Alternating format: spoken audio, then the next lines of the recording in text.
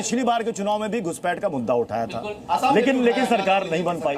झारखंड में, पड़ोसी राज्य झारखंड में भी काफी मुद्दा उठाया था आपने घुसपैठिए का, लेकिन वहां भी बात नहीं बनी। इस बार क्यों आप इतने कॉन्फिडेंट है कि इस बार घुसपैठ के मुद्दे पर ही वोटिंग होगी? बिल्कुल, क्योंकि कल आपने परसेंटेज देखा, जो क्लोजिंग परसेंटेज है दैट इज 92%, जो पिछली बार से करीब करीब 10% से ज्यादा वोटिंग हुई है।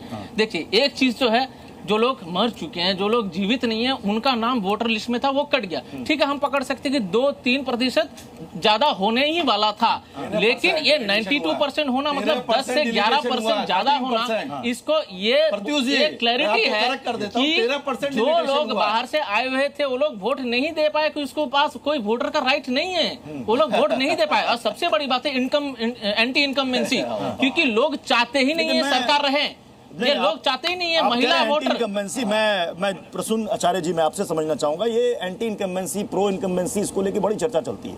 देश में कई चुनाव के ऐसे उदाहरण, इतिहास है जहां पर बम्पर वोटिंग होती रही है, सरकार उसी की आई है। मैं बंगाल की बात कर लेता हूं, हमेशा बम्पर वोटिंग आई है और यहां पर टीएमसी की सरकार यहां पर बनी है। तो ये कहना कि बम्पर वोटिंग हुई, एंटी इनकम्बेंसी है, ये सही है?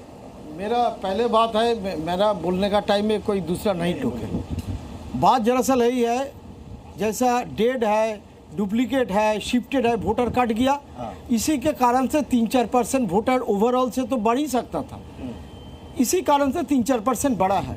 और दूसरी बात है, यह इतना प्रकरण का बाद जिस वोटर का नाम एसआईआर में क्लियर हो चुका है, वो इतना हार्डल का बाद उसका नाम आया है, तो उसको लगा जो अपना अधिकार जो है, वोटाधिकार जो है, वो बरकरार रखे, तो इसलिए ज़्यादा लोग वोट देने के लिए उतरे। पिछले साल उतना नहीं था, लोगों का मन में ये भी शक था अगर इस बार नहीं वोट डाल पाएगा तो मेरा नाम शायद दोबारा कट जाएगा, क्योंकि हर जगह इलेक्शन कमीशन उसका वोटर का पर्ची भी बांटा।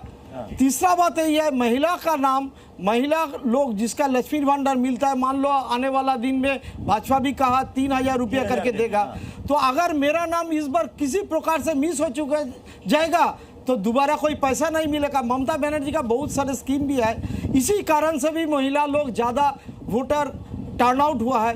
पूरे देश में नफरत से हमारा मेन फाइट है। नफरत जो मेन फैलाने वाले हैं, नफरत के बीच सबसे बड़ा नफरत फैलाने वाले सब जानते हैं भारतीय जनता पार्टी है। और उनके जो आदर्श है, आपकी बंगाल में लड़ाई सबसे पहले बीजेपी से।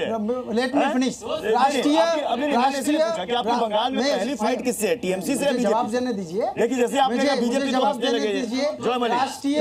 राष्ट्रीय स्वयंसेवक संघ से हमारी सीधी लड़ाई है, और साथ ही ममता बनर्जी की बड़ा दिलचस्प है, बंगाल में टीएमसी राज से भी लड़ाई है, इनके कटमनी के सुन तो लीजिए।